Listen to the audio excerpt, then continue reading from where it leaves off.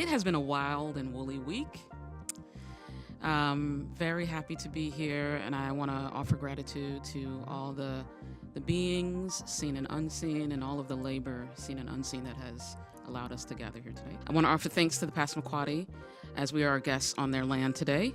I hope that we can be mindful of this truth as we spend time both inside and outside today while we're taking in the present beauty.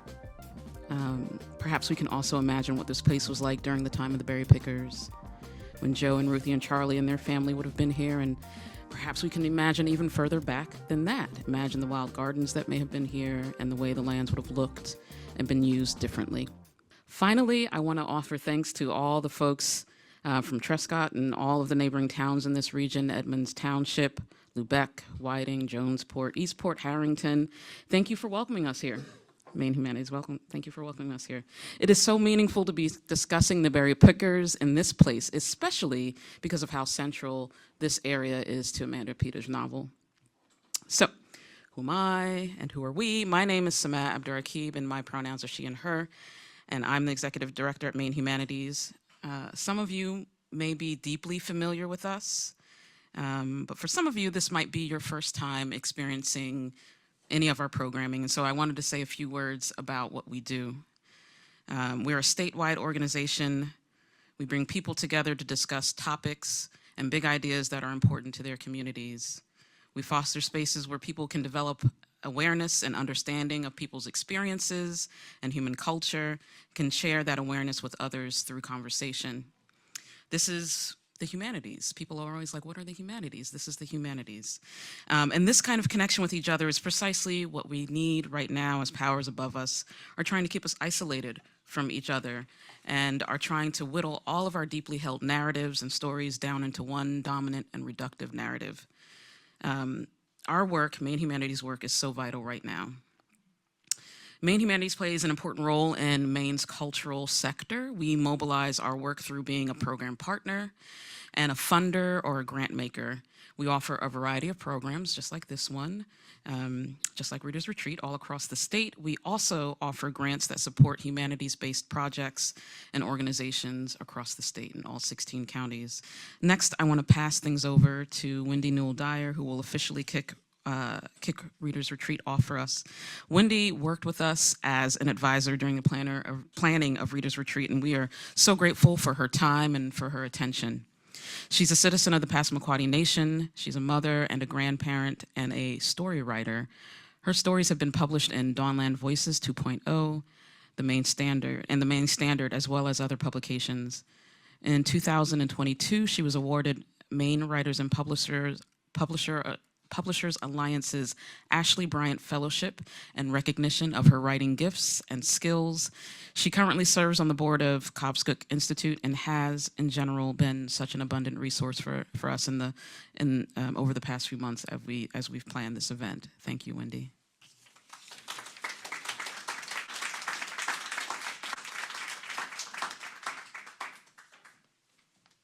Welcome. This is exciting. I read Laura's book back in February, and then I read it again yesterday because I wanted it fresh in my mind. And I was just really taken by how much the story parallels my own life. I'm going to share something with you that I wrote probably 2 years ago. It tells a little bit about my story, and you'll better understand why my life is so much like the character in the book.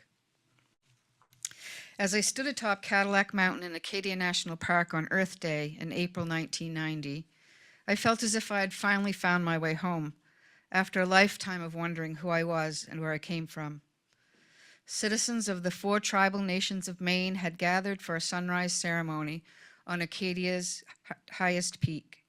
It's a sacred spot to the masses, but particularly to the people of the dawn. In the darkness before first light, standing there on the summit, I began to weep. My tears were of relief and gratitude that my search to find my biological parents had ended.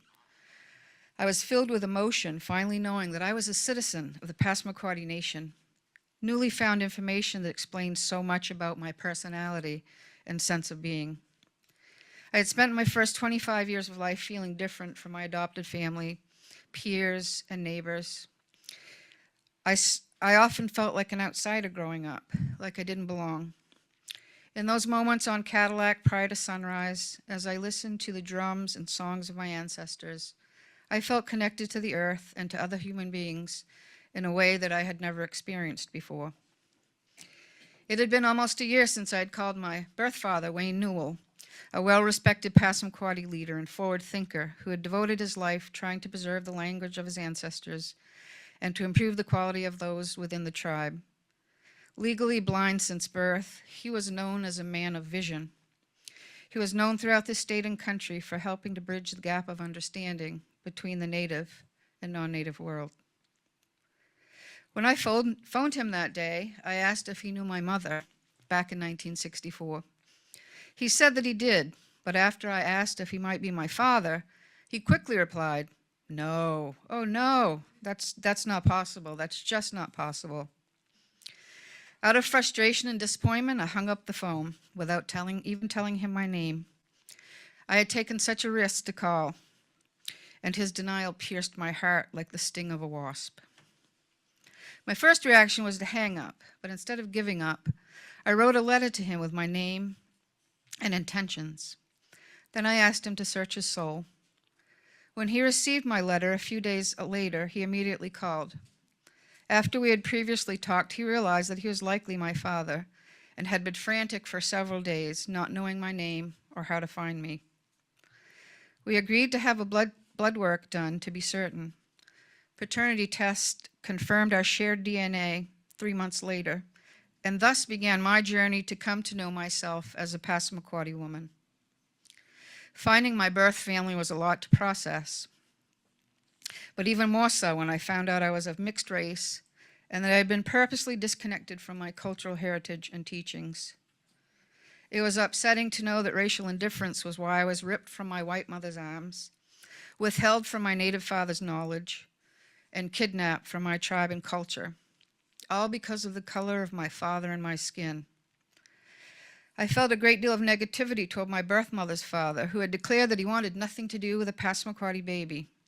He sent my birth mother away so that no one would know she was carrying the man of a child from the neighboring reservation. He was embarrassed and disgusted. The mentality in child welfare at the time was to adopt out as many native children to non-native families as possible, to give children what was perceived as a better life with more opportunities. My adoption was before the Indian Child Welfare Act became law. Had I been born after 1978, an effort would likely have been made by child welfare to connect me to my father or to place me within the tribe. Finding my way back was the easy part. Finding acceptance for what had been stolen from me took years to achieve. In the early days, the culture was foreign to me. I didn't know the language, customs, or teachings. I had grown up with the whitewashed, textbook, Hollywood version of our country's history, filled with inaccurate information, unmerited generalizations, and stereotypes. I had not been taught about the four tribal nations of Maine. I didn't know that there were 3 reservations within 2.5 hours from the island where I was raised. There was so much that I didn't know. As the sun rose over Acadia that day, it was the first time that I heard drumming. I was mesmerized. Though it was my first experience, it seemed as if I had always heard the drum. I didn't know the words, but the songs were so familiar. My father's voice rose above the others that morning as he sang and prayed. I was uncertain what I should do, so I awkwardly followed the cues of those gathered when they turned to face the 4 directions, and as they prayed in our native tongue. We smudged with sage, they sang, danced, and drummed. Over time, I learned the songs, how to drum and dance. I smudged and prayed on many occasions. I went into sweat lodges, accompanied tribal members on memorial canoe trips, climbed our sacred mountains, and took part in many different ceremonies. Each time I did something new, it took great courage. Many times I was hesitant, but I reminded myself that those things were my birthright. So I stretched myself in ways that I did not think possible. For the next 30-plus years, I accompanied my father to similar gatherings where he shared a part of himself to help the world better understand the Native people and our history.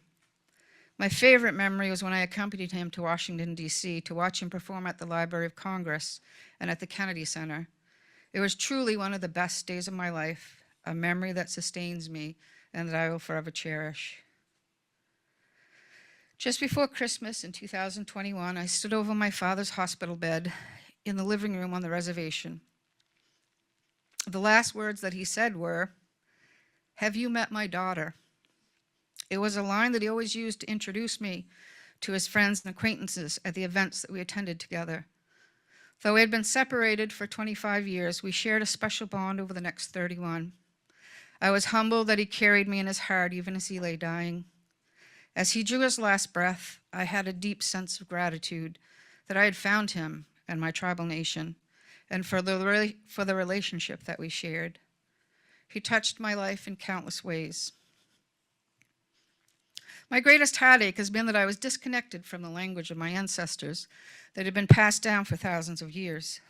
Though my siblings understand the Passamaquoddy language, I've only learned a few words and phrases. So many of our cultural teachings are held within the language. I cannot pass those teachings on to my offspring in our native tongue. I've learned so much, but I still have so much left to learn. I marvel at the resilience of the Passamaquoddy people. We have somehow overcome all the attempts to wipe us off the face of the earth. Our cultural teachings, language, and customs have endured one attack after another, but we have survived. Many, like me, were taken from our culture, but somehow we find our way home. We as a people are still here. I am still here. I'm going to leave you with a few words of wisdom from my father. He went to a gathering in Acadia National Park the year before he died, where Yo-Yo Ma performed a morning concert as the sun rose.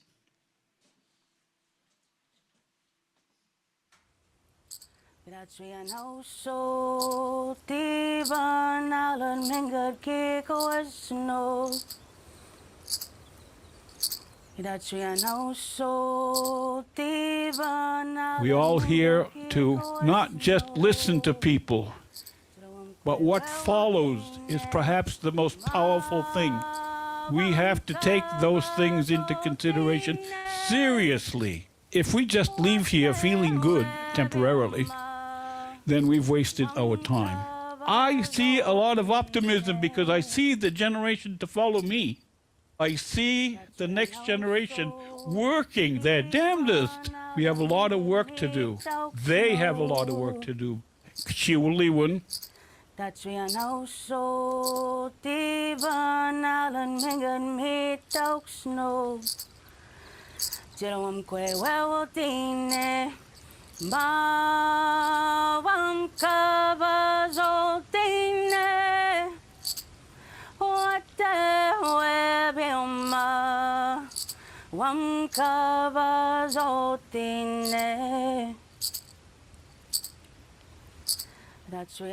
so tiba nalan mengak ni jano. That's we know so tiba nalan mengak ni jano.